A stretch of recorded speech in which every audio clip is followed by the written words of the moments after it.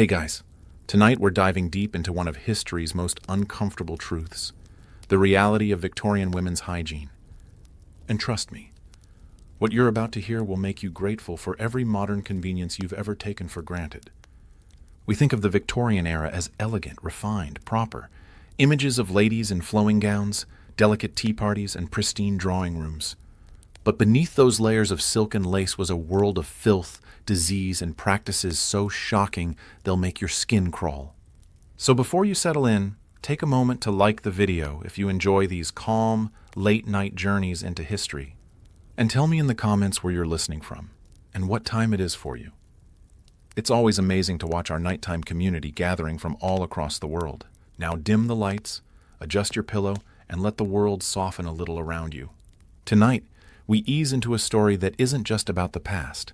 It's a quiet reminder of how far humanity has come, and how easily the comforts we rely on today could have been out of reach. Picture this. You're a Victorian lady waking up in 1850. The sun filters through heavy curtains into your bedroom, and you're about to begin your morning routine. But this isn't the refreshing start to the day you might imagine. You don't reach for soap and water. Instead, you reach for a bottle of perfume and a cloth dampened with vinegar. This is your bath for the day. A quick wipe with acidic liquid that stings your skin and leaves you smelling like a pickle factory mixed with a flower shop. Water, you see, was the enemy. Not metaphorically, literally.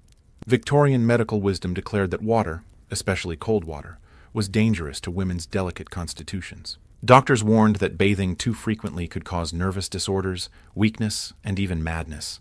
So instead of washing, Victorian women perfumed. And when I say perfumed, I mean they doused themselves. Bottles of heavy, cloying scent were applied liberally to the neck, wrists, hair, and clothing. The goal wasn't to smell good. It was to smell like something other than what they actually smelled like, which after days or weeks without proper washing was considerable. The perfumes themselves were brutal. Made with high concentrations of alcohol and harsh oils, they burned the skin on contact. Women developed rashes, blisters, and permanent scarring from their daily perfume routine. But this was considered normal, even fashionable. The pain was proof that you were refined enough to afford such luxuries. Imagine starting every single day by essentially pouring rubbing alcohol mixed with flower extracts onto your unwashed skin. The sting, the redness, the way it mixed with the natural oils and sweat that had accumulated overnight. This wasn't hygiene. It was chemical warfare against your own body. But the perfume ritual was just the beginning. Next came the powder. White lead powder, to be precise. Yes, lead. The same substance we now know causes brain damage, organ failure, and death. Victorian women rubbed it into their faces every morning, believing it made them look pale and refined. The powder didn't just sit on the surface. It seeped into pores, mixed with sweat and oils, and created a toxic paste that clung to the skin. Women who used lead powder regularly developed what we now recognize as chronic lead poisoning, tremors, hair loss, tooth decay, and cognitive decline. But at the time, these symptoms were just considered part of being a delicate, fashionable lady. The morning routine continued with hair care, which is perhaps where things got most disturbing. Victorian women rarely washed their hair, sometimes going months between washings.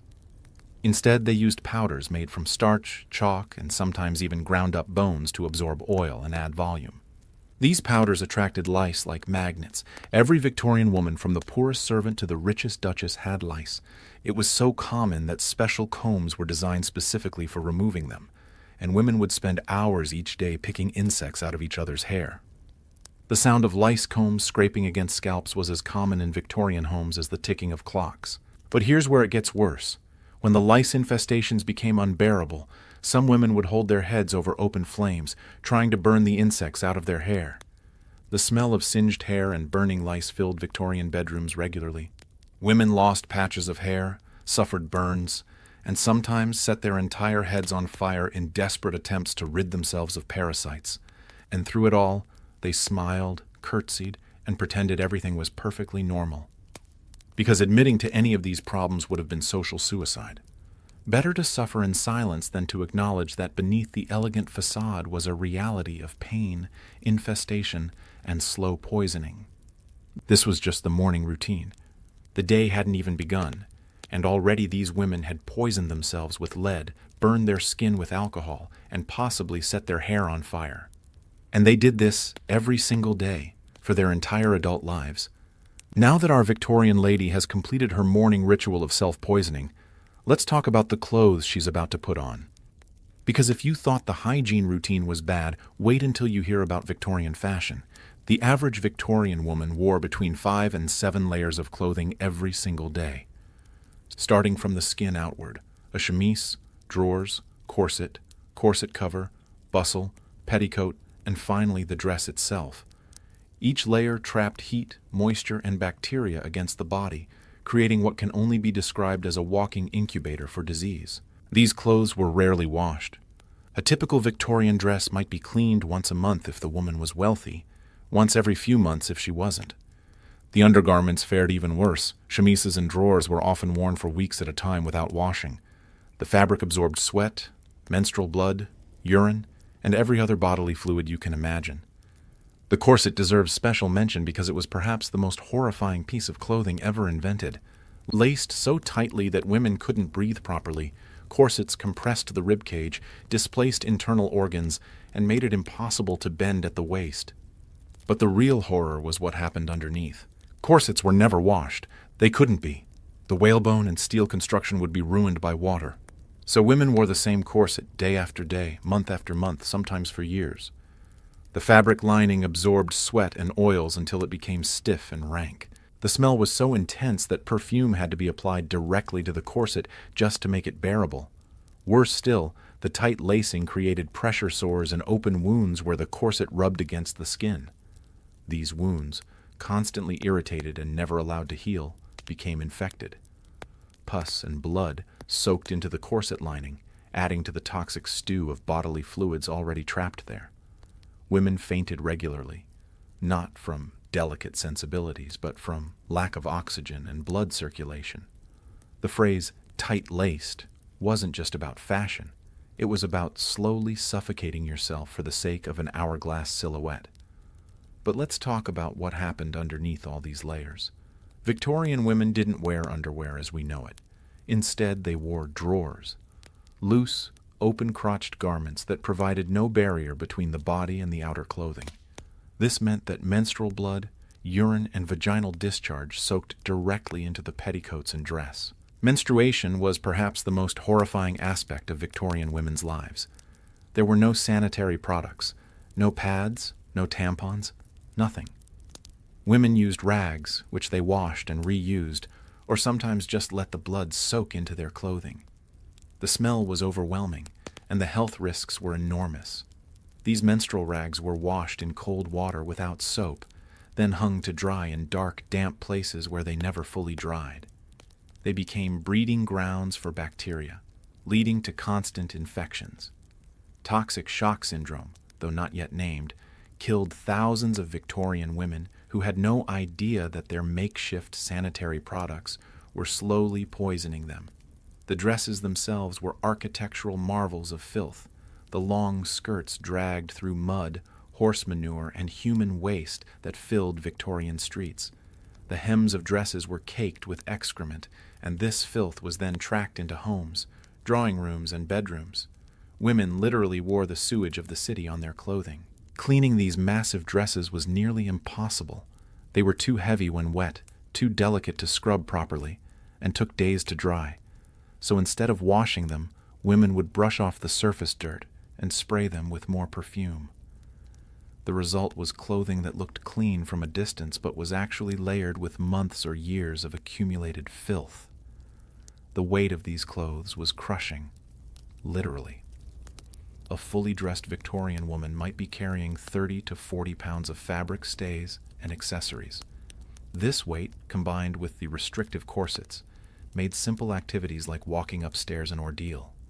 Many women developed permanent spinal deformities from the constant pressure. And here's perhaps the most disturbing part. All of this was considered normal, even desirable. The more layers a woman wore, the more respectable she was considered. The tighter her corset, the more fashionable. The longer her skirts dragged through filth, the more elegant she appeared.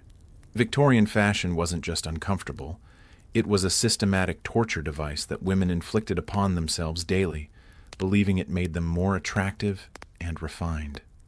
In reality, it made them walking repositories of disease, slowly poisoning themselves with their own trapped bodily fluids while maintaining the illusion of pristine femininity. Let's talk about something that didn't exist in most Victorian homes: bathrooms. The very concept of a dedicated room for personal hygiene was foreign to most people.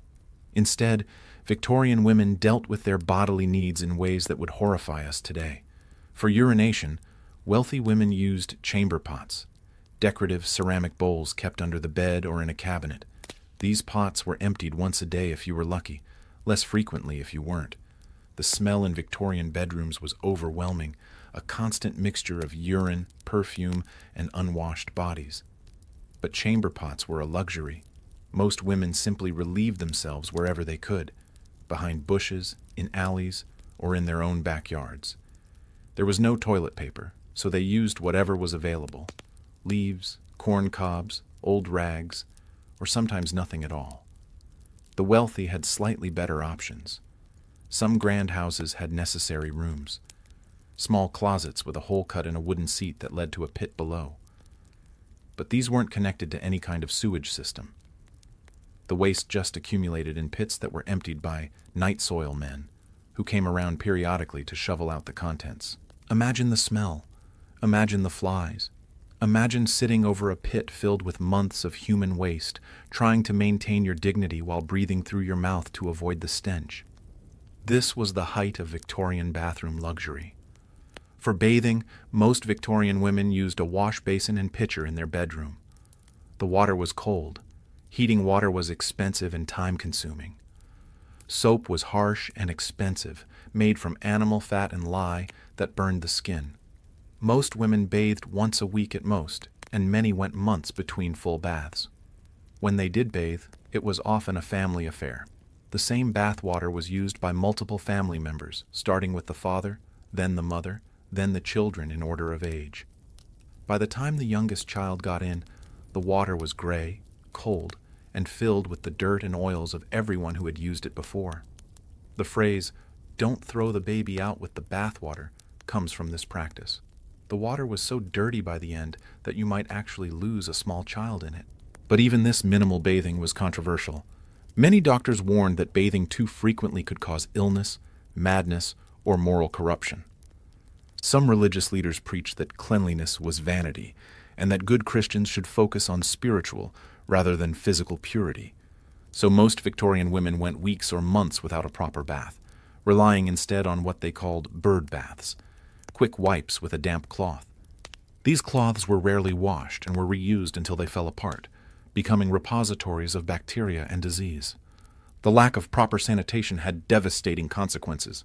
Cholera, typhoid, and dysentery swept through Victorian cities regularly, killing thousands. Women were particularly vulnerable because their long skirts and multiple layers of clothing made it impossible to maintain even basic cleanliness. Urinary tract infections were endemic among Victorian women. Without proper hygiene, bacteria from fecal matter regularly contaminated the urinary tract, leading to painful chronic infections that often progressed to kidney disease and death. But these infections were rarely discussed. It was considered improper to mention such intimate health problems. Vaginal infections were equally common and equally ignored.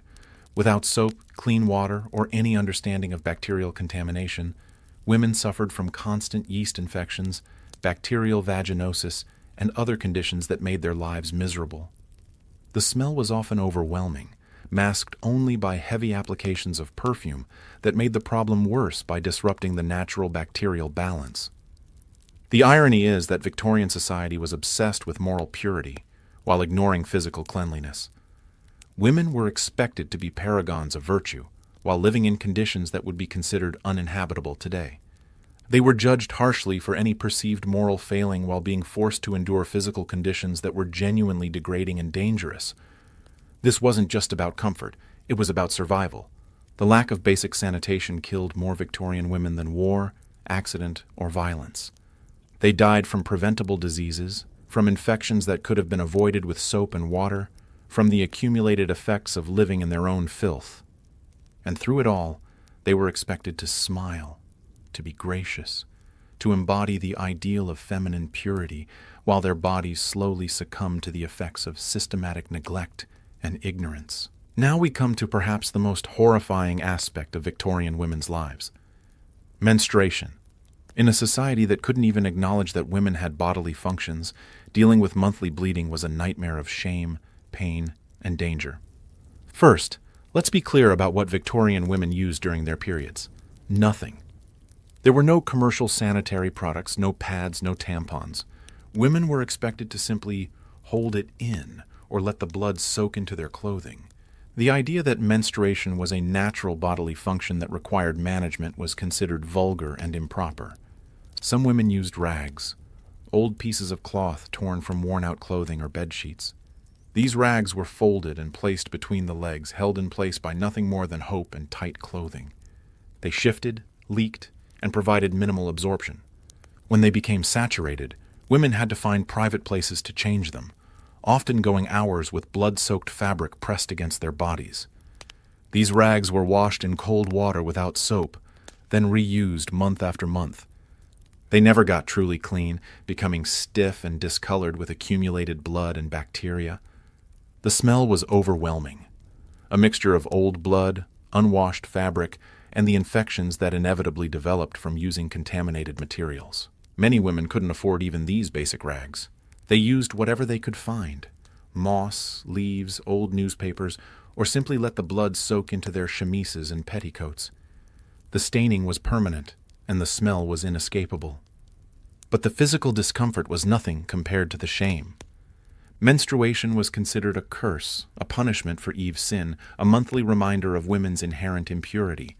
Women were told that they were unclean during their periods, that they could spoil food by touching it, that they could kill plants by walking near them. Many Victorian women genuinely believed that they were toxic during menstruation. They isolated themselves, avoided cooking or handling food, and lived in constant fear that someone would discover their condition. The psychological damage was enormous. Women learned to hate and fear their own bodies, to see their natural functions as shameful and disgusting. The medical establishment made things worse. Doctors had no understanding of menstruation and spread dangerous misinformation. They claimed that menstrual blood was poisonous, that it contained toxins that needed to be expelled from the body. Some prescribed bloodletting during periods, believing that additional blood loss would purify women. Other doctors recommended complete bed rest during menstruation, claiming that any activity could cause the blood to flow backward into the body, causing madness or death.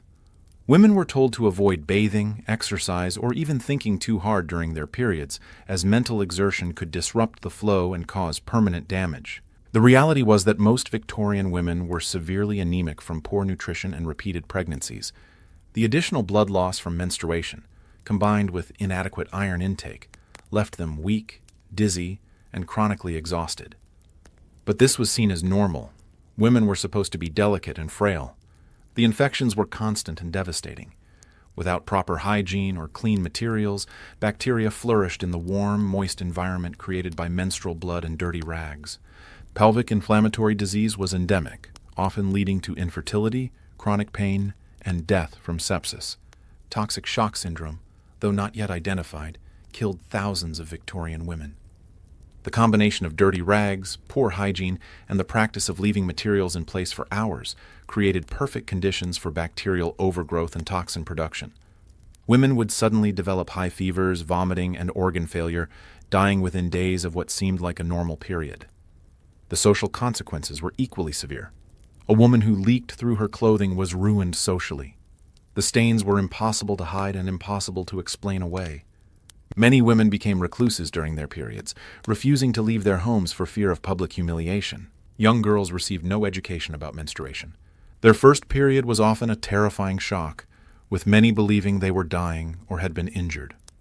Mothers, too ashamed to discuss the topic, would simply hand their daughters some rags and tell them to figure it out. The ignorance and fear were passed down from generation to generation. The economic impact was significant, too. Women who worked as servants or in factories often lost their jobs if their periods interfered with their duties. There were no sick days for menstruation, no understanding that women might need accommodation during their cycles. Many families fell into poverty when the primary female earner was dismissed for something completely beyond her control. Some women tried desperate measures to stop their periods entirely. They took dangerous drugs, underwent brutal medical procedures, or even attempted to damage their reproductive organs to end the monthly suffering. The mortality rate from these attempts was horrifying, but for many women, the risk of death seemed preferable to a lifetime of monthly shame and pain. The wealthy had slightly better options.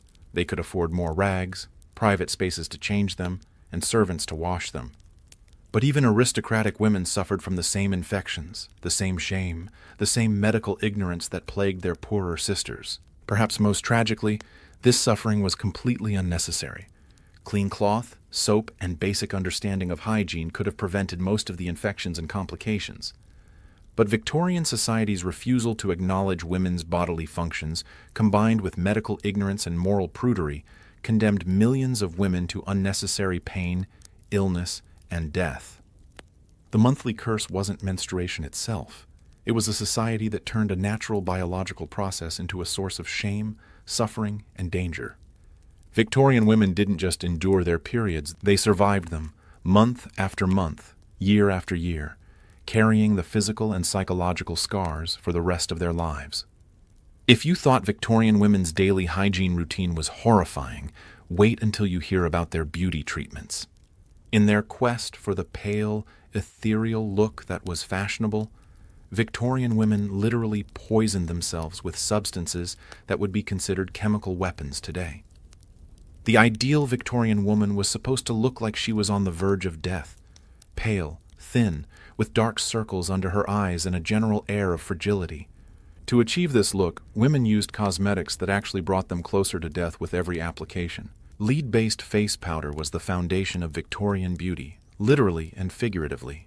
Women mixed white lead with vinegar or lemon juice to create a paste that they spread over their faces, necks, and sometimes their entire bodies. The lead gave them the coveted pale complexion, but it also gave them lead poisoning. The symptoms of chronic lead poisoning were actually considered fashionable. The trembling hands, the pale complexion, the thinning hair, the dark circles under the eyes, all of these were signs of lead toxicity, but Victorian society saw them as marks of refined beauty. Women were literally dying to be beautiful, and society applauded them for it. But lead wasn't the only poison in the Victorian beauty arsenal. Arsenic was commonly used in face creams and powders, promising to give women a translucent, glowing complexion. And it did. The arsenic caused fluid retention and swelling that gave the skin a plump, youthful appearance. It also caused organ failure, hair loss, and death. Women who used arsenic regularly developed what we now know as chronic arsenic poisoning. Their fingernails developed white lines, their hair fell out in clumps, and their skin developed a characteristic grayish tinge. But these symptoms developed slowly, and many women attributed them to other causes, continuing to use arsenic-based products until they died. Mercury was another popular ingredient in Victorian cosmetics. It was used in skin-lightening creams and treatments for freckles and age spots. Mercury poisoning caused neurological damage, kidney failure, and a condition called Mad Hatter's disease, the same condition that affected hat makers who used mercury in their work. Women who used mercury-based cosmetics developed tremors, memory loss, and personality changes. They became irritable, anxious, and sometimes violent. Their teeth fell out, their gums turned black, and their breath became foul. But rather than recognizing these as symptoms of poisoning, Victorian society attributed them to women's naturally unstable temperaments. The eye makeup was particularly dangerous. Women used coal made from antimony, a toxic metal that caused eye infections, blindness, and systemic poisoning. They also used belladonna, literally meaning beautiful woman, to dilate their pupils and give their eyes a dreamy, unfocused look. Belladonna is deadly nightshade, one of the most poisonous plants in the world. Regular use of belladonna caused permanent vision problems, hallucinations, and death. Women would put drops of belladonna extract directly into their eyes, causing their pupils to dilate so much that they couldn't see clearly in bright light. They stumbled around in a drug-induced haze, unable to focus on anything, but their glassy, vacant stare was considered the height of feminine beauty. Hair dyes were equally toxic. To achieve fashionable hair colors, women used dyes made from lead, mercury, and other heavy metals. These dyes were absorbed through the scalp, causing systemic poisoning. Women's hair fell out, their scalps developed sores and infections, and many died from the cumulative effects of the toxins. The most popular hair dye was made from silver nitrate, which turned hair a fashionable dark color, but also turned it brittle and prone to breaking. Women's hair would literally crumble when touched, leaving them with patchy, damaged scalps that they tried to hide with wigs and hairpieces. Lip rouge was made from cinnabar, a mercury compound that gave lips a bright red color, but also caused mercury poisoning. Women's lips would swell, crack, and bleed from the constant application of toxic substances. The irony was that the more they used these products to make themselves beautiful, the more damaged and diseased they became. Perfumes contained not just alcohol but also toxic essential oils and synthetic fragrances that caused skin burns, respiratory problems, and allergic reactions. Women would spray these perfumes directly onto open wounds and infected areas, believing that the alcohol would purify them. Instead, it caused chemical burns and made infections worse. The beauty industry of the Victorian era was essentially a slow-motion genocide against women. The products they used daily were killing them, but the deaths were slow enough and the symptoms varied enough that no one made the connection. Women died of mysterious illnesses, nervous disorders, and female complaints that were actually heavy metal poisoning and chemical burns. The most tragic part is that many of these women knew the products were harmful. They could feel the burning, see the damage to their skin and hair, experience the neurological symptoms. But the social pressure to conform to beauty standards was so intense that they continued using these products anyway, choosing a slow death over social rejection. Victorian beauty wasn't about enhancing natural features. It was about transforming women into living corpses, pale and ethereal, and slowly dying from the inside out. The ideal Victorian woman looked like she was already halfway to the grave because, in many cases, she was. If you think Victorian women's beauty routine was horrifying, their dental care was even worse. In an era before modern dentistry, toothbrushes, or even basic understanding of oral hygiene, Victorian women's mouths were landscapes of decay, infection, and constant pain. Most Victorian women had never seen a toothbrush. The few that existed were crude affairs made from pig bristles attached to bone or wood handles. These bristles were coarse and often fell out, and the brushes themselves were shared among family members, spreading bacteria and disease from mouth to mouth.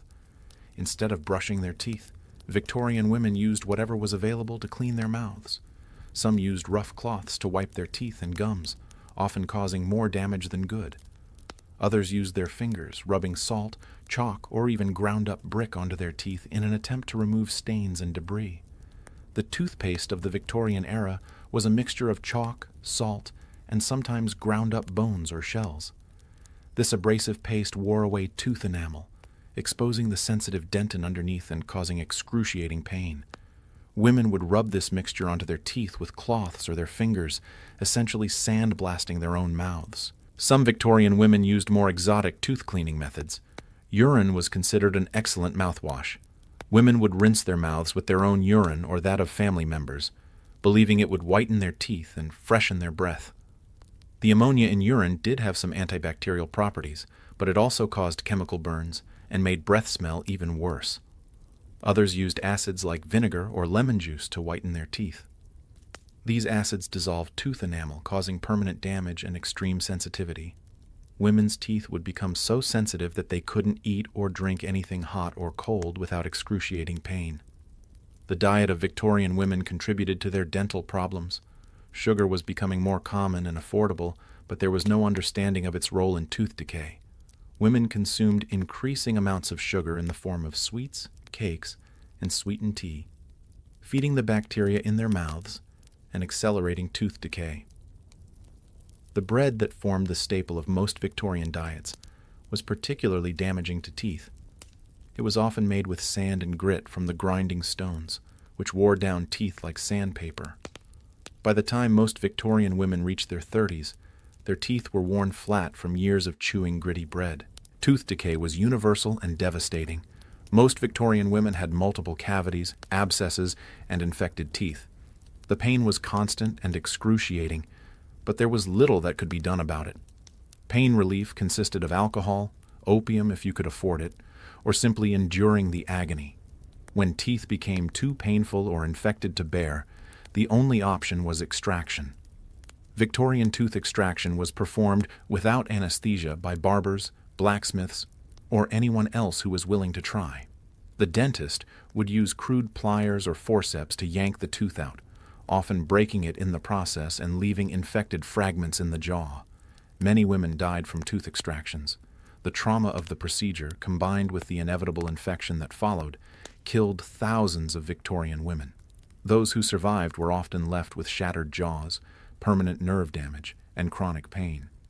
The loss of teeth had devastating social consequences. A woman with missing or blackened teeth was considered unmarriageable and unemployable.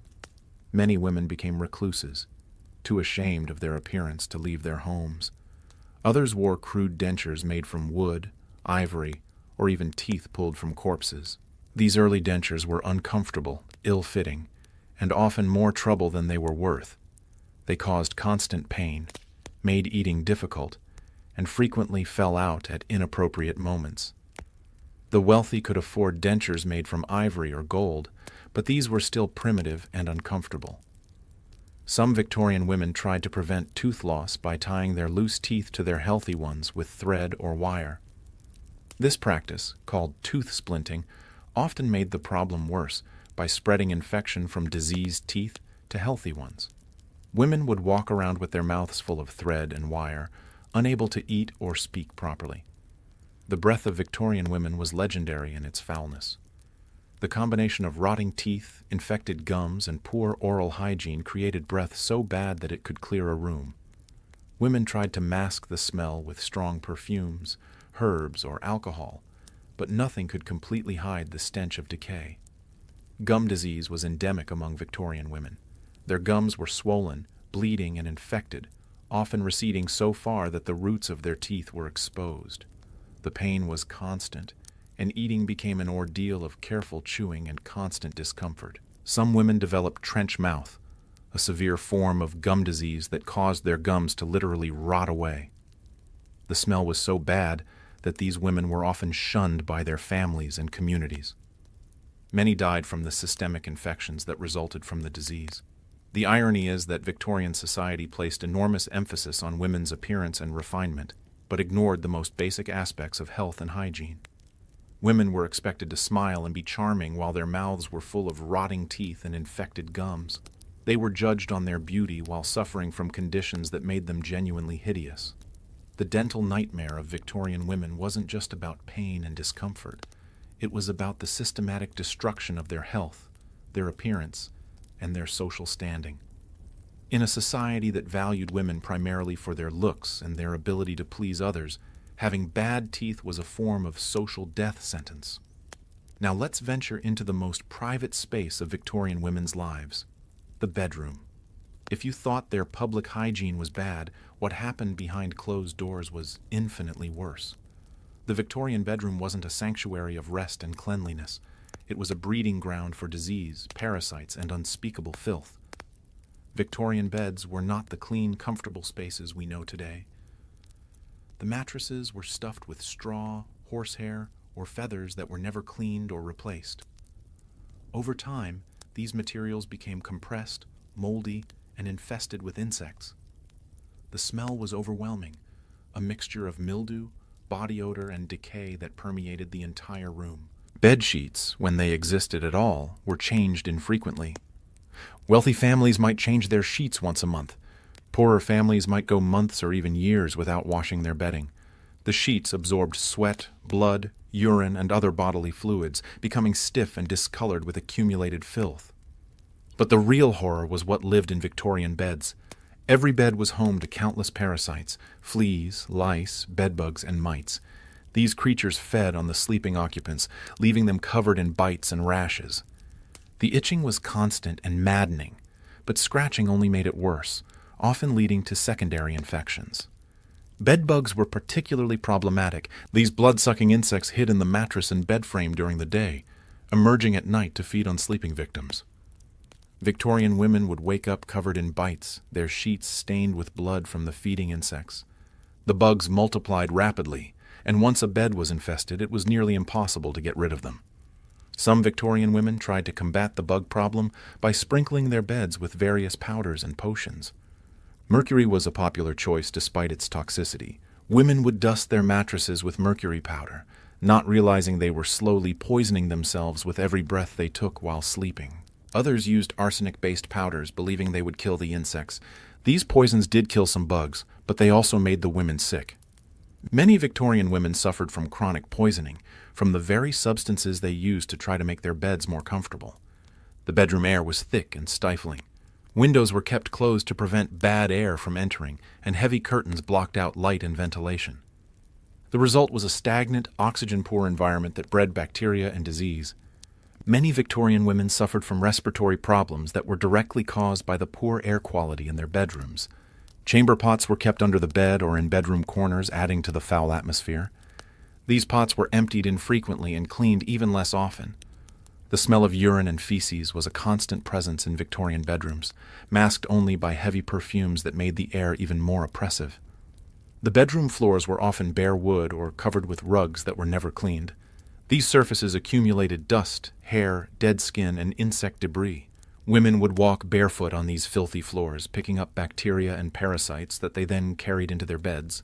Personal hygiene items, when they existed, were primitive and unsanitary. Wash basins were shared among family members and rarely cleaned properly. The same water might be used by multiple people, spreading bacteria and disease. Towels were coarse and infrequently washed, becoming repositories of germs and filth. Victorian women often shared beds with family members, servants, or guests. Privacy was a luxury that few could afford, and personal space was virtually non-existent. This close contact facilitated the spread of diseases, parasites, and infections.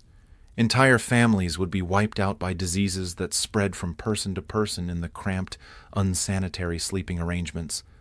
The bedtime routine itself was a study in poor hygiene. Victorian women rarely changed their clothes before bed, sleeping in the same garments they had worn all day. These clothes were saturated with sweat, dirt, and the accumulated grime of daily life. The fabric rubbed against their skin all night, causing irritation and spreading bacteria. Many Victorian women slept in their corsets, unable or unwilling to remove the complex lacings without help. The corsets cut off circulation, caused pressure sores, and trapped moisture against the skin.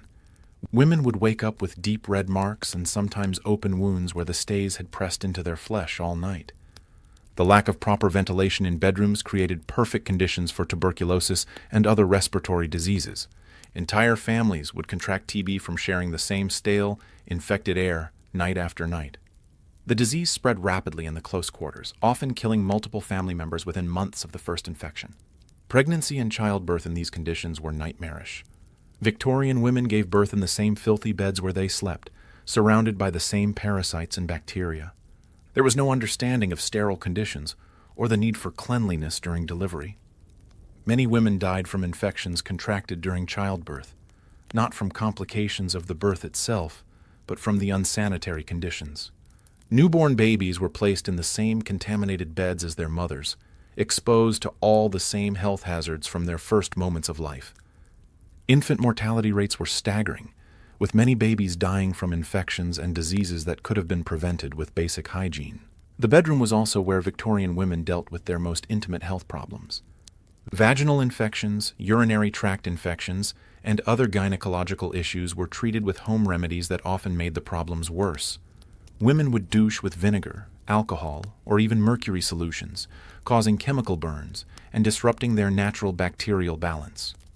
Menstrual blood soaked into mattresses and bedding, creating permanent stains and breeding grounds for bacteria. The smell was overwhelming, but it was considered normal and unavoidable. Women learned to live with the constant odor of old blood and infection, masking it with perfumes that only made the air more oppressive. Sleep itself was often elusive in these conditions. The constant itching from insect bites, the pain from infected wounds and pressure sores, the difficulty breathing in the stale air, and the overwhelming smells made restful sleep nearly impossible. Victorian women were chronically exhausted, not just from their demanding daily routines, but from their inability to get proper rest. The psychological impact of living in such conditions was enormous. Women developed anxiety, depression, and other mental health problems from the constant discomfort and stress of their living conditions. But these psychological symptoms were attributed to female hysteria, rather than the very real environmental factors that caused them. Some Victorian women tried to escape the bedroom horrors by sleeping in other parts of the house, on sofas, in chairs, or even on the floor. But these alternatives were often just as unsanitary and uncomfortable. There was no escape from the filth and disease that permeated every aspect of Victorian domestic life. The bedroom, which should have been a place of rest and recovery, became instead a nightly ordeal of discomfort, disease, and despair. Victorian women went to bed each night knowing they would wake up more tired, more infected, and more miserable than when they lay down. The very act of sleeping became another form of suffering in lives already filled with pain and hardship. Perhaps the most disturbing aspect of Victorian women's hygiene wasn't the filth itself, but the elaborate social conspiracy that surrounded it. Everyone knew the truth, the smells, the diseases, the infections, but no one was allowed to speak of it. This silence wasn't just social politeness, it was a systematic denial of reality that made the suffering infinitely worse. In Victorian society, acknowledging bodily functions was considered the height of vulgarity. Women were supposed to be ethereal beings, untouched by the messy realities of human biology. To admit that they sweated, menstruated, or suffered from infections was to shatter the carefully constructed illusion of feminine purity. This conspiracy of silence started in childhood. Young girls received no education about their bodies, their hygiene needs, or what to expect as they matured. When they began menstruating, many thought they were dying. When they developed infections, they had no words to describe their symptoms or seek help. They suffered in ignorance and shame, believing their problems were unique and shameful. Mothers couldn't discuss these topics with their daughters without violating social taboos. The most a mother might do was hand her daughter some rags when she started menstruating, with perhaps a whispered, "You'll figure it out." There was no explanation, no guidance, no preparation for the realities of womanhood. The medical establishment reinforced this silence. Doctors, all of whom were men, were often too embarrassed to examine female patients properly. They would diagnose female complaints without ever looking at or touching the affected areas. Women died from treatable conditions because their doctors were too prudish to perform proper examinations. When women did try to seek medical help for intimate problems, they were often dismissed or blamed.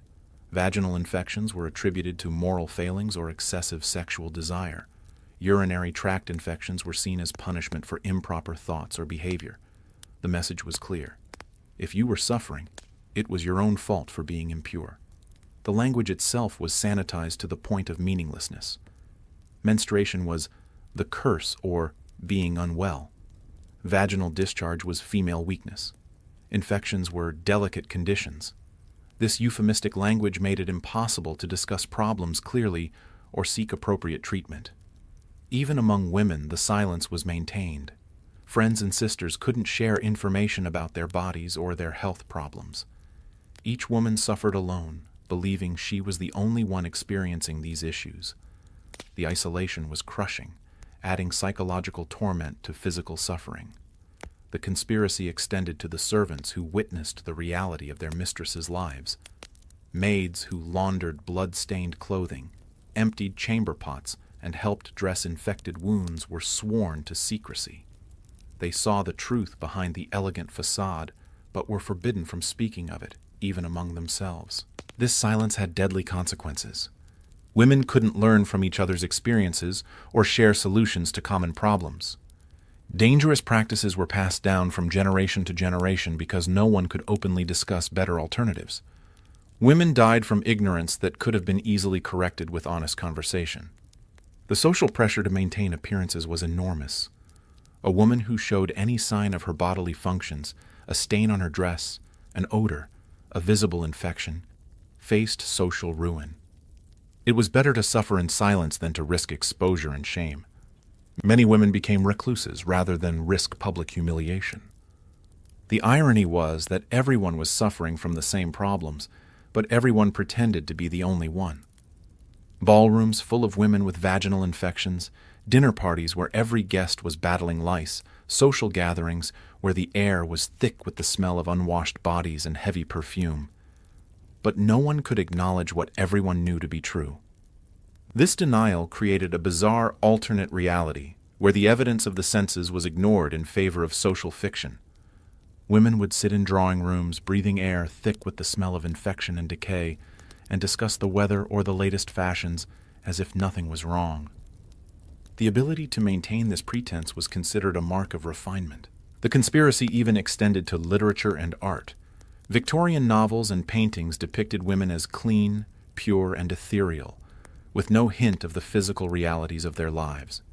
This fictional representation became the standard against which real women were judged, creating impossible expectations that no one could meet.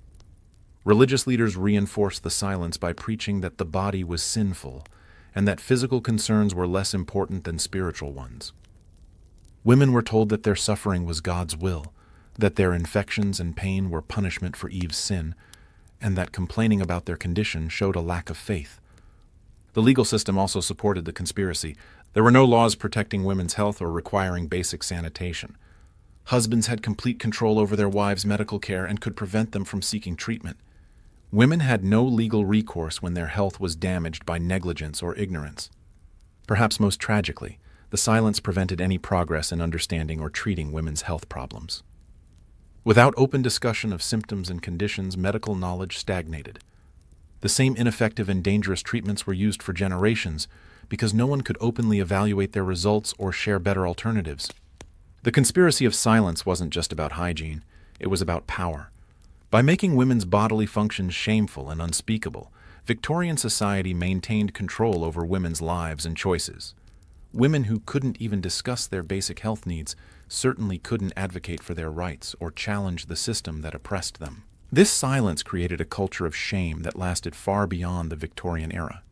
Even today, many women struggle to discuss their bodies and health needs openly, carrying forward the legacy of Victorian prudery and denial. The conspiracy of silence didn't just hide the truth about Victorian women's hygiene, it shaped attitudes about women's bodies that persist to this day.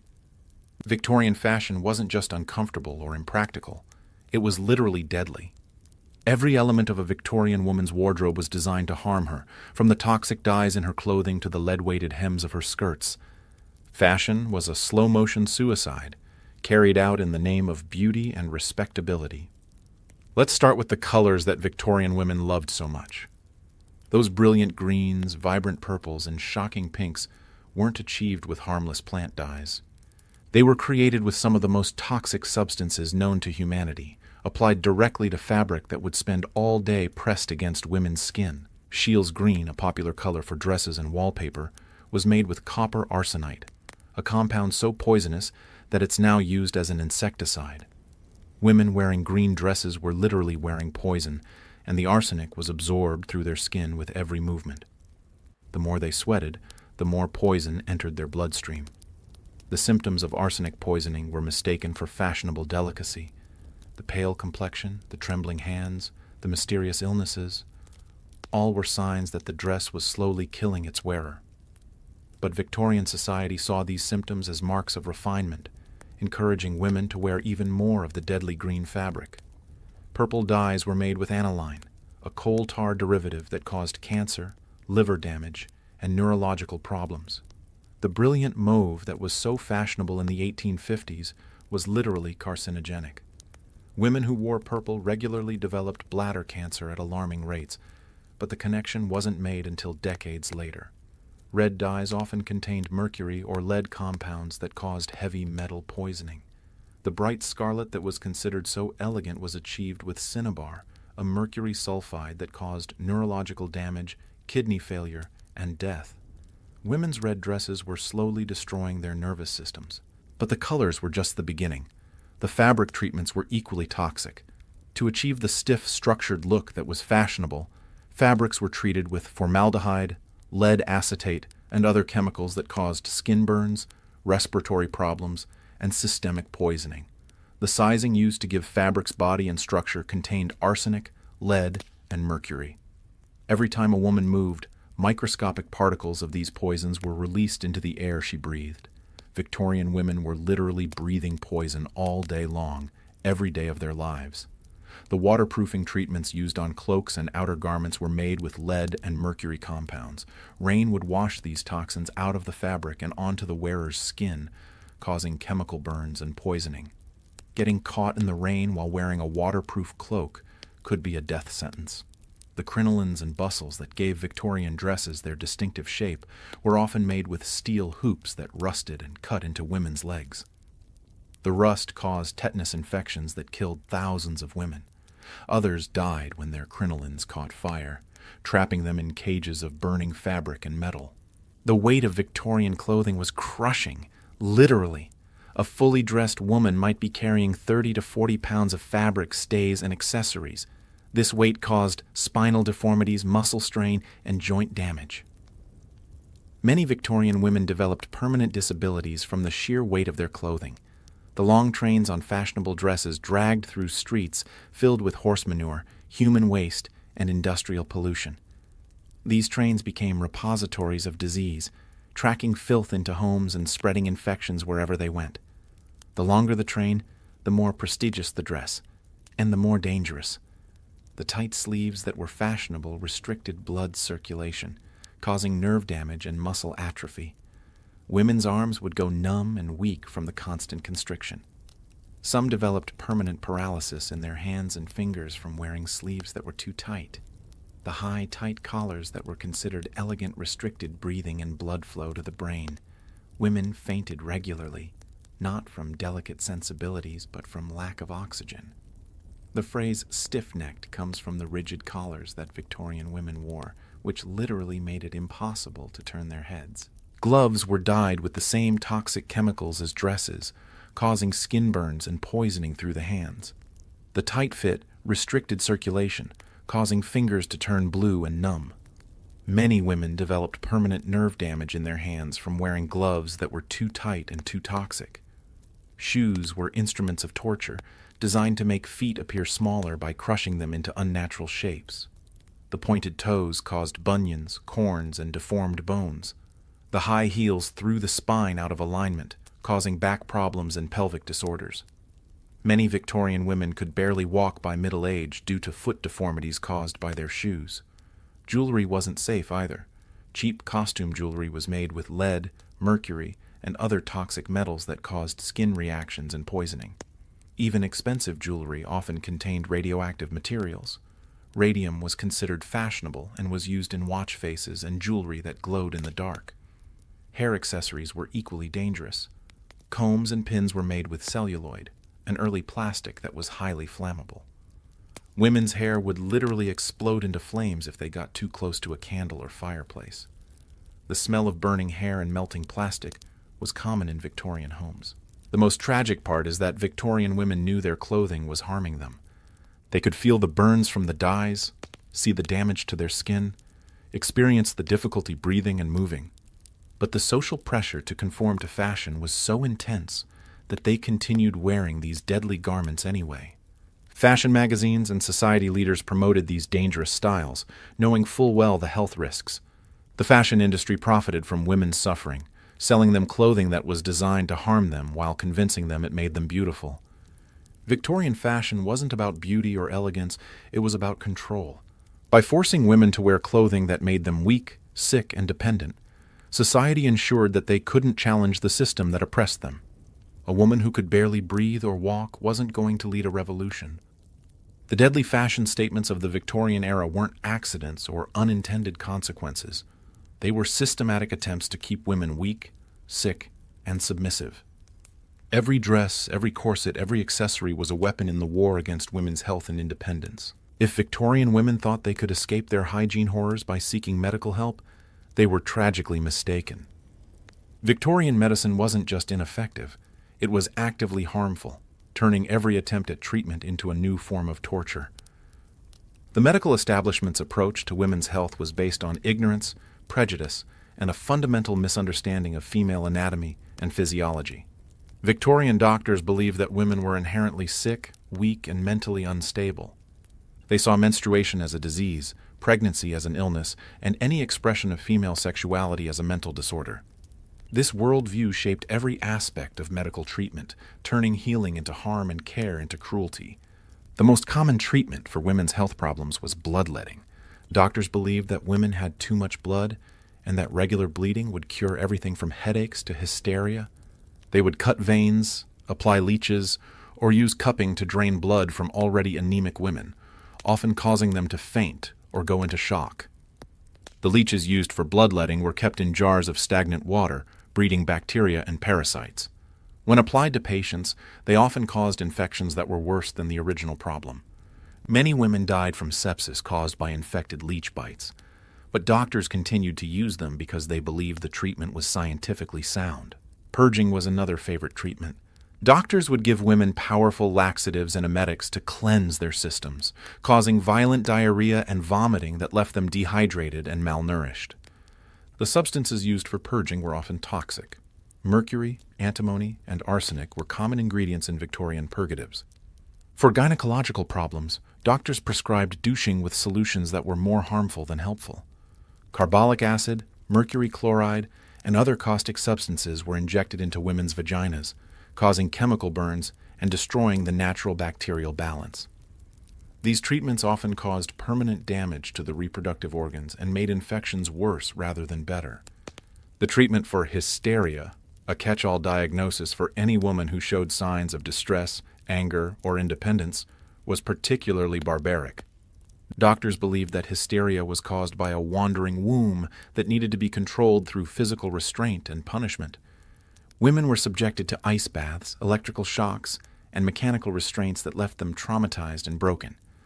Some doctors performed pelvic massage as a treatment for hysteria, manually stimulating women to orgasm, while claiming it was a medical procedure. This practice, which we now recognize as sexual assault, was considered legitimate medical treatment. The invention of the vibrator was actually a labor-saving device for doctors who were tired of performing these treatments by hand. Surgery was performed without anesthesia or antiseptic conditions. Doctors operated with dirty hands and unsterilized instruments, often in the patient's own bedroom. The mortality rate from surgery was astronomical, but doctors continued to operate because they believed that women's suffering was natural and inevitable.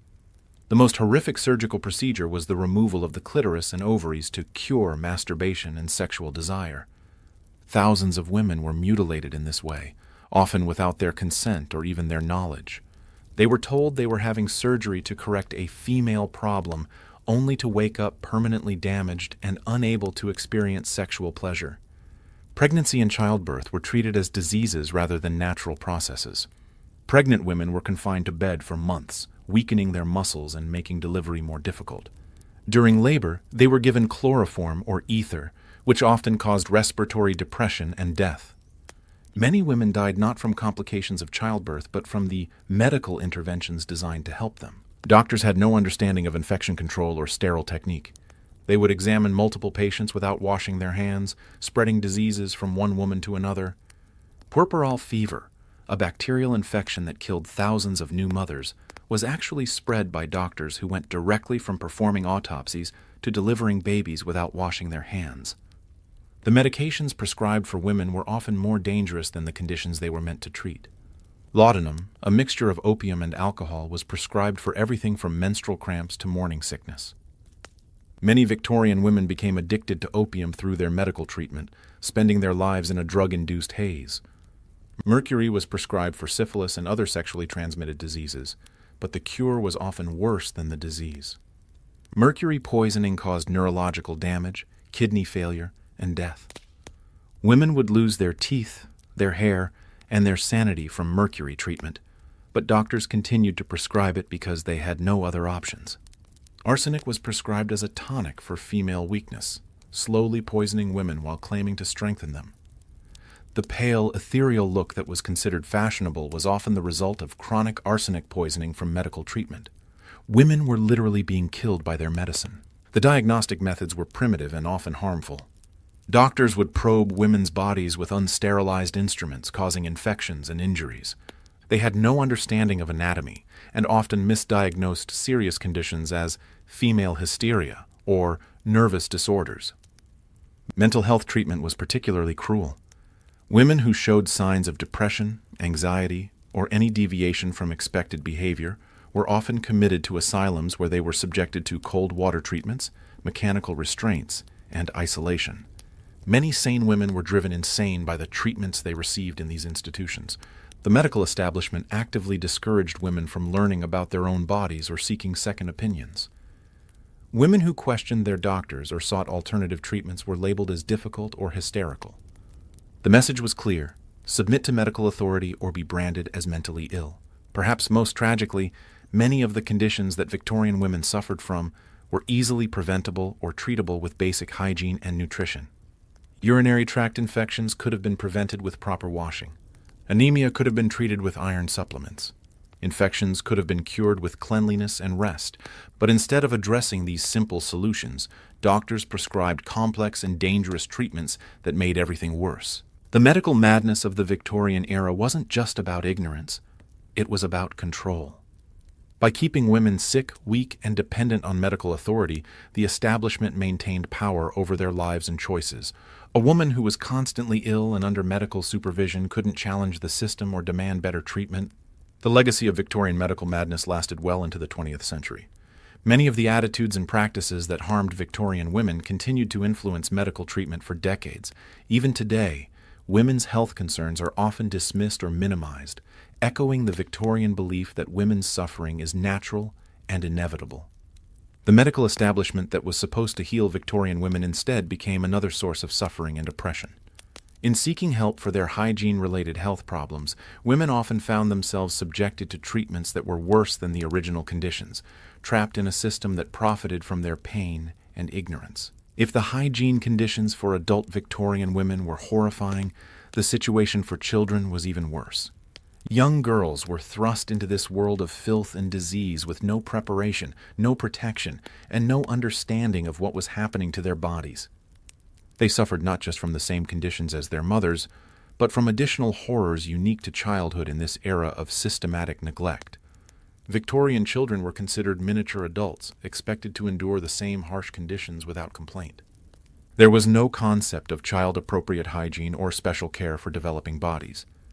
Girls as young as 5 or 6 were dressed in the same restrictive, unhygienic clothing as their mothers, complete with tight corsets that deformed their growing rib cages and compressed their developing organs. The corsets worn by children were particularly damaging because their bones were still soft and malleable.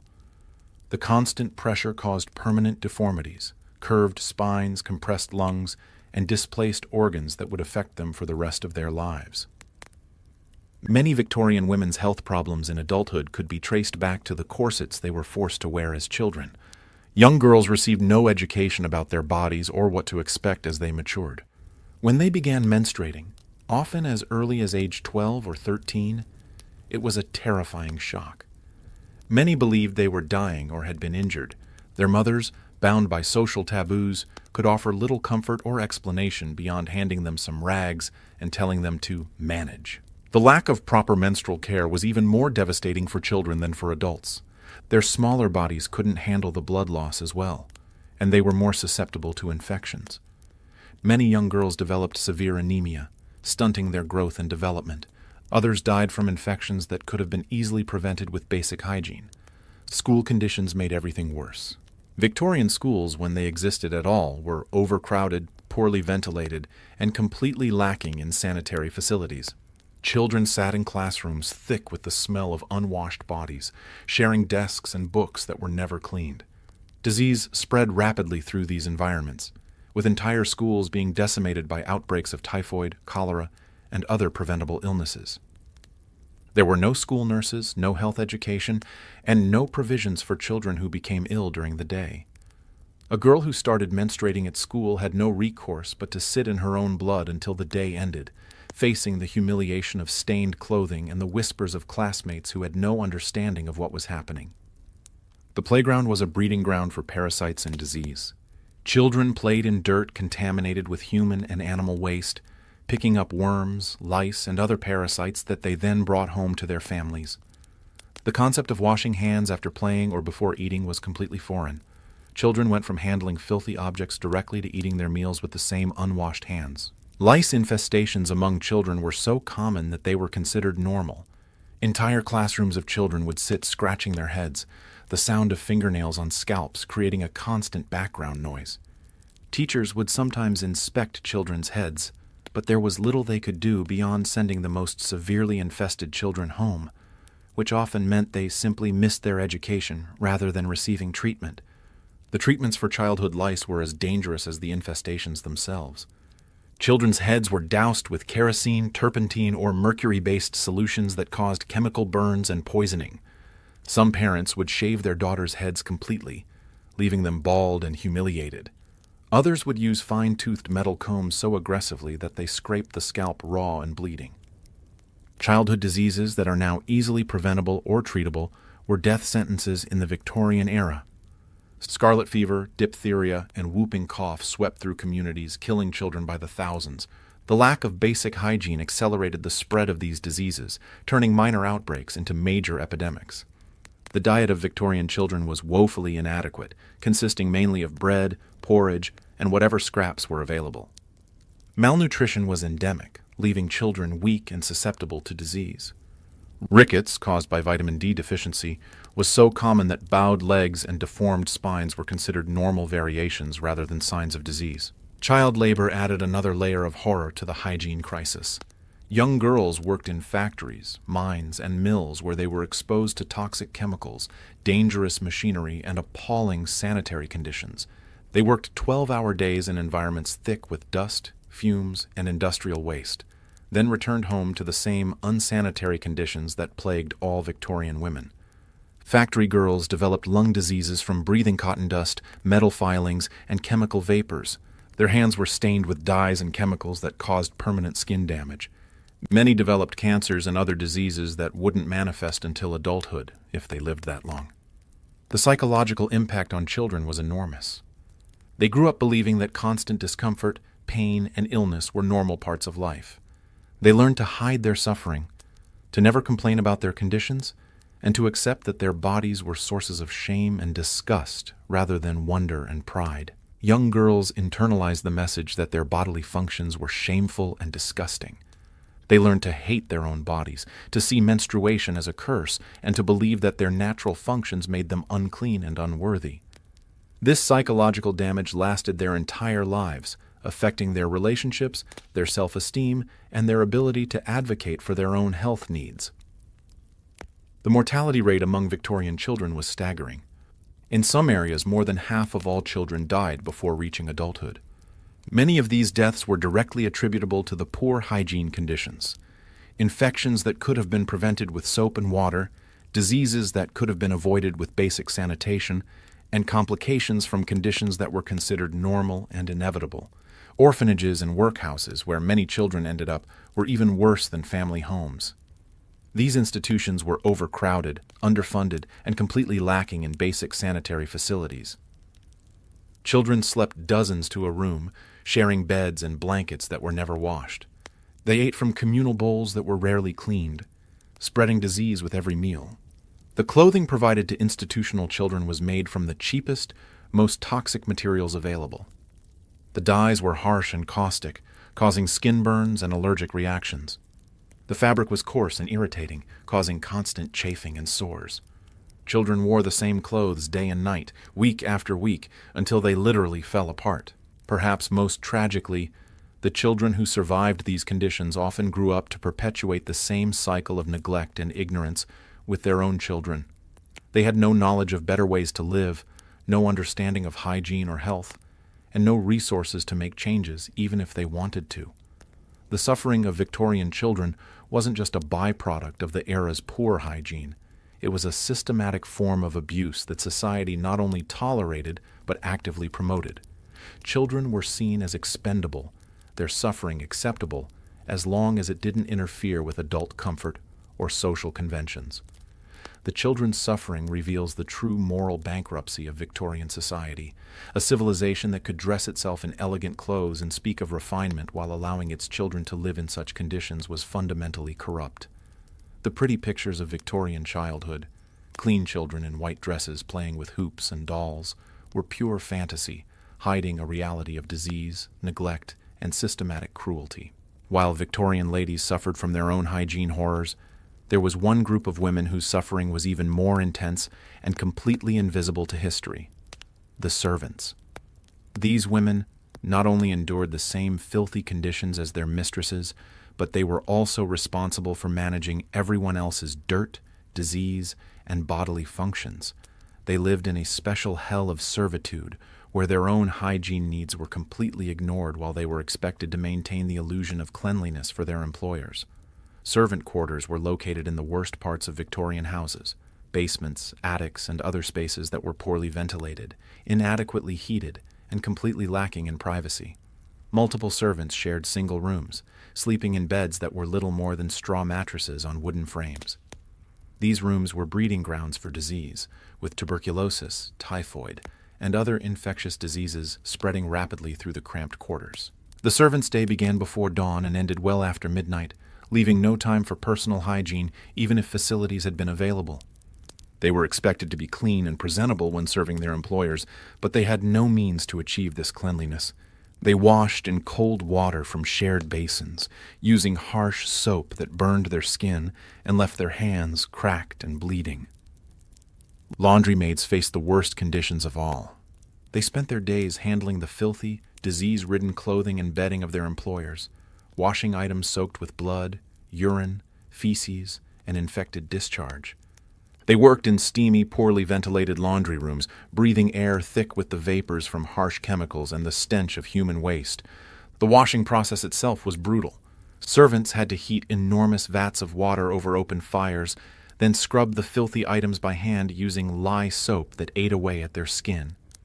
Their hands were permanently damaged from the caustic chemicals, developing open sores and chemical burns that never healed. Many laundry maids developed respiratory problems from breathing the toxic fumes, and their life expectancy was significantly shorter than other servants. Chambermaids were responsible for emptying and cleaning chamber pots, a task that exposed them to every disease their employers carried. They handled containers full of urine and feces with their bare hands, often splashing the contents on their clothing and skin. The smell was overwhelming, and the risk of infection was constant. These maids also had to clean up after their mistresses' menstrual periods, washing blood-soaked rags and bedding without any protection or understanding of hygiene. They were exposed to every infection and disease their employers had, but they received no medical care when they inevitably became ill themselves. Kitchen servants faced their own unique horrors. They prepared food in kitchens that were infested with rats, cockroaches, and other vermin. The food storage areas were breeding grounds for bacteria, and the cooking facilities were primitive and unsanitary. Servants often became ill from the food they prepared, but they were blamed for their sickness rather than receiving sympathy or treatment. The water used for cooking and cleaning was often contaminated, drawn from wells that were polluted with sewage and industrial waste. Servants had no choice but to use this water for everything: cooking, cleaning, and their own minimal personal hygiene. They were constantly exposed to waterborne diseases that killed thousands of working-class people every year. Personal maids, who helped their mistresses dress and undress, were exposed to the full reality of Victorian women's hygiene problems. They saw the infected wounds caused by tight corsets, smelled the overwhelming odor of unwashed bodies, and handled clothing that was stiff with accumulated filth. They were sworn to secrecy about what they witnessed, forced to maintain the illusion of their mistress's cleanliness while knowing the disgusting truth. These maids often became infected themselves from close contact with their employers. They caught lice from handling infested hair, developed skin infections from touching contaminated clothing, and suffered from respiratory problems from breathing the toxic air in their mistresses' bedrooms. But they received no medical care and were often dismissed if they showed signs of illness, left to die in workhouses or on the streets. The sexual exploitation of female servants added another layer of horror to their already miserable lives. They were completely vulnerable to assault from male employers and had no legal recourse when they were raped or abused. If they became pregnant from these assaults, they were dismissed without references, making it impossible to find other employment. Many ended up as prostitutes, facing even worse hygiene conditions and almost certain death from disease. Servants who worked in multiple households were unwitting carriers of disease, spreading infections from one family to another. They had no understanding of how diseases spread and no means to protect themselves or others. A servant who worked for a family with typhoid would carry the disease to her next position, potentially killing entire households without ever knowing she was responsible. The clothing provided to servants was made from the cheapest, most toxic materials available. The dyes were harsh and caustic, causing constant skin irritation and chemical burns. The fabric was coarse and poorly made, falling apart quickly and providing little protection from the elements. Servants often wore the same dress for months at a time, until it was literally rotting off their bodies. Their undergarments, when they had any, were made from rough sacking or other industrial materials that chafed and irritated their skin. Many servants went without undergarments entirely, unable to afford even the most basic clothing. They suffered from constant rashes, sores, and infections that made their already difficult lives even more miserable. The food provided to servants was often spoiled or contaminated. They ate the scraps and leftovers from their employers' meals, food that was sometimes days old and crawling with maggots. They had no choice but to eat whatever was given to them, no matter how rotten or disgusting it might be. Food poisoning was common, but servants were expected to continue working even when they were violently ill. The working conditions in Victorian households were so dangerous that servants regularly died from accidents and occupational diseases. Scullery maids drowned in washing tubs, kitchen servants were burned by open fires, and housemaids fell downstairs while carrying heavy loads. Their deaths were rarely investigated or even recorded. They were simply replaced by other desperate women who had no other options. The psychological impact of servant life was devastating. These women were treated as less than human, their suffering ignored and their basic needs denied. They were forbidden from forming relationships, expressing opinions, or showing any signs of independent thought. Many developed severe depression and anxiety, but mental health problems were seen as character flaws rather than legitimate medical conditions. Servants who became too old or sick to work were simply turned out onto the streets with no pension or support. After decades of faithful service, they were abandoned to die in poverty and squalor. The workhouses were filled with former servants who had given their lives to maintaining the comfort of their employers, only to be discarded when they were no longer useful. The irony is that servants were the ones who made Victorian society's illusion of cleanliness possible. They were the ones who washed the clothes, emptied the chamber pots, and maintained the facade of respectability that their employers presented to the world. But their own suffering was completely invisible, hidden away in basements and back rooms where polite society never had to see it. The servants' hell reveals the true hypocrisy of Victorian society. While the upper classes prided themselves on their moral superiority and refined sensibilities, they built their comfort on the backs of women who lived in conditions that were worse than those of animals. The elegant drawing rooms and pristine dining rooms were maintained by women who were slowly dying from the very filth they were forced to clean up. These women had no voice, no advocates, and no hope of escape. They were trapped in a system that used them up and threw them away, their lives considered worthless except for the labor they could provide. Their stories were never told, their suffering never acknowledged, and their deaths never mourned. The servants' hell was the foundation upon which Victorian society was built, a foundation of human misery, exploitation, and systematic cruelty that was hidden beneath layers of respectability and moral pretension. Without these women's suffering, the Victorian ideal of feminine purity and domestic tranquility could never have existed. As we reach the end of our journey through the horrifying reality of Victorian women's hygiene, it's important to understand that this wasn't just a story about the past. It's a reminder of how far we've come and how much we should never take for granted. Every time you turn on a tap and clean water flows out, every time you reach for soap or shampoo, every time you use a clean towel or put on fresh clothes, you're experiencing luxuries that Victorian women could never have imagined. The simple act of taking a hot shower, something we do without thinking, would have seemed like a miracle to a woman living in 1850. The suffering we've explored tonight wasn't inevitable. It was the result of ignorance, prejudice, and a society that valued appearances over human welfare. Victorian women didn't have to live in filth and disease. They didn't have to poison themselves with toxic cosmetics or suffocate in restrictive clothing. They didn't have to suffer in silence while their bodies were slowly destroyed by neglect and abuse. But they did suffer, and their suffering teaches us important lessons about the dangers of prioritizing social conventions over human health, of maintaining silence about uncomfortable truths, and of accepting systematic oppression as natural and inevitable. The Victorian era's approach to women's hygiene was a form of systematic torture, carried out in the name of respectability and moral purity. It reveals the fundamental hypocrisy of a society that claimed to revere women while treating them as less than human, that spoke of refinement while forcing half the population to live in conditions of unimaginable filth and degradation. Perhaps most importantly, this history reminds us that progress is not inevitable. The improvements in hygiene, medicine, and women's rights that we enjoy today were fought for by brave individuals who refused to accept the status quo. They challenged the silence, questioned the authorities, and demanded better treatment for themselves and their daughters. We owe it to those Victorian women who suffered in silence to never forget their stories, to continue fighting for women's health and rights around the world, and to never take for granted the basic human dignities that they were denied.